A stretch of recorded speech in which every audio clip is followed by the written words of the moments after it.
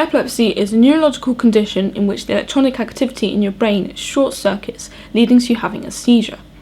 Epilepsy can begin at any age and can be caused by any number of things, including brain damage, head injury, strokes, infections, tumours, and some rare types of the condition can even be inherited. But more often than not, the cause is simply unknown. There are over 43 different types of epilepsy. Seizures are split into two main categories, generalised and focal. Generalised seizures are when the epilepsy affects the whole brain. There are 5 main types of generalised seizure. Tonic-clonic seizures are the most common and probably the most well known. They happen in 2 stages. The tonic stage is when your body stiffens, you lose consciousness and fall to the ground. The clonic stage is when you begin to shake and jerk. You may also bite your tongue or lose control of your bladder or bowels. Tonic seizures are the same as the first part of a tonic-clonic attack.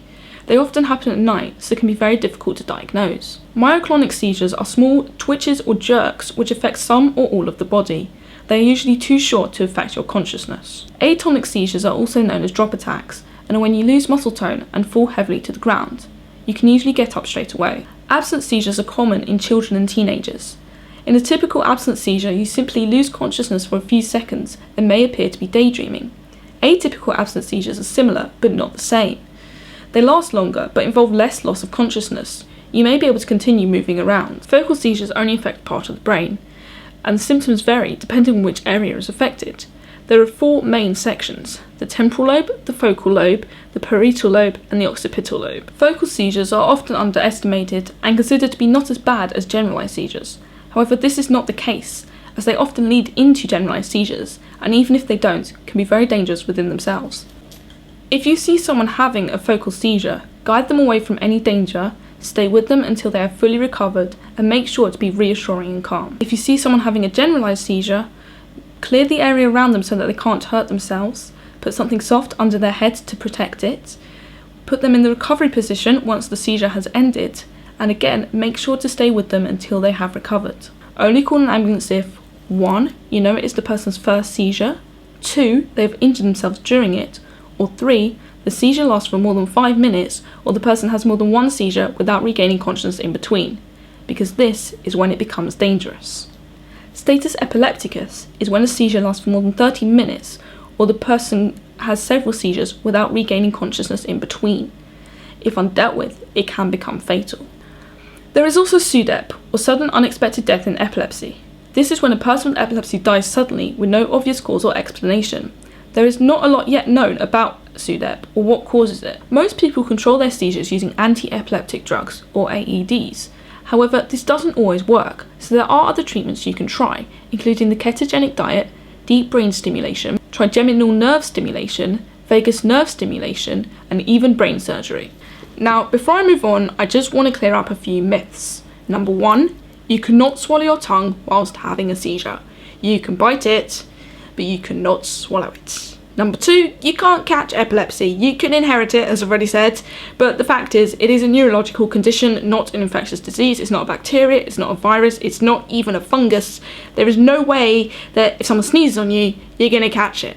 So please, just do not discriminate or leave out people because you are scared that you're going to catch their freaky condition. It's extremely mean, and to be honest, extremely idiotic as well.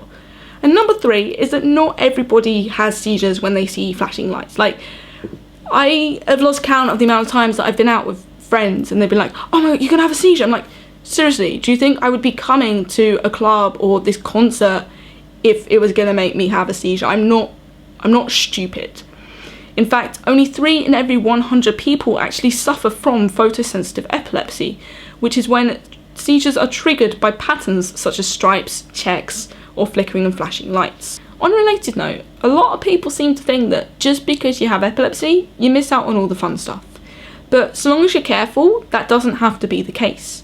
As long as you remember to take your meds, get enough food and sleep, and are always with someone who knows about your condition and knows what to do if you have a seizure, the world is your oyster and there's pretty much nothing you can do. Admittedly, there is a lot of extra stuff to think about, especially when travelling abroad, but that doesn't mean you can't do it. You've just got to take a slightly longer route and do a bit more preparation. Wearing a medical alert or some other medical jewellery can make it a lot safer for you when you're out and about on your own. And my neurologist stupidly told me just before I moved to university that alcohol actually helps to prevent seizures. So as long as you don't get completely off your head, don't avoid that. It's a good thing. Alcohol is very, very good. But you will get drunk a lot quicker than your mates because of your AEDs. So just remember that and pace yourself. I know it's difficult, but just pace yourself and it will all be cool. Now, I've been jabbering on for a while now, and you're probably wondering why I'm telling you all this. You see, I was diagnosed with epilepsy when I was 3 years old. I was probably born with it and will probably die with it. And as a kid, it was okay, but then I started secondary school and I was bullied pretty much non-stop for 6 years, until at the end of my first year of sixth form, I was kicked out because my seizures increased, began affecting my work, and the school just couldn't be bothered to deal with it. They simply didn't want to pay for the extra care that I needed. Looking back in hindsight, I believe that the bullying I received from the day I arrived to the day I left, along with the discrimination that I was given, are simply down to one thing: ignorance. And there is only one way to fight ignorance, and that's with knowledge and facts. The fact is, 87 people are diagnosed with epilepsy each day in the UK alone. It is 3 times more common than multiple sclerosis, and over 3 times more common than both Parkinson's disease and cerebral palsy. There are 1,000 epilepsy-related deaths each year, about 600 of which are attributed to SUDEP. As a condition, it claims more lives in England and Wales than AIDS and cot death combined. Now for me, that's quite hard to say, as I find it genuinely shocking how many people suffer every single day. And this is now probably going to turn into a bit of a rant, and that's just because I am so passionate about what I'm saying to you. The fact is, I don't want children to have to go through what I went through. I don't want them to be bullied and discriminated simply because people don't understand what they go through on a daily basis. Now, there are some things that, unless you have epilepsy, you can't understand. But there are not some things that you can. The things that I've just told you. And you can help people. Rather than laughing and filming them when they have seizures, you can help them by putting them in the recovery position and protecting them. This week is National Epilepsy Week. That's why I'm making this video now. I want to start fighting ignorance, but I can't do it alone. I need your help. So please share this video. Put it on your Facebook, your Twitter, your Tumblr, email it to your friends. Just spread it around because as many people need to see it as possible.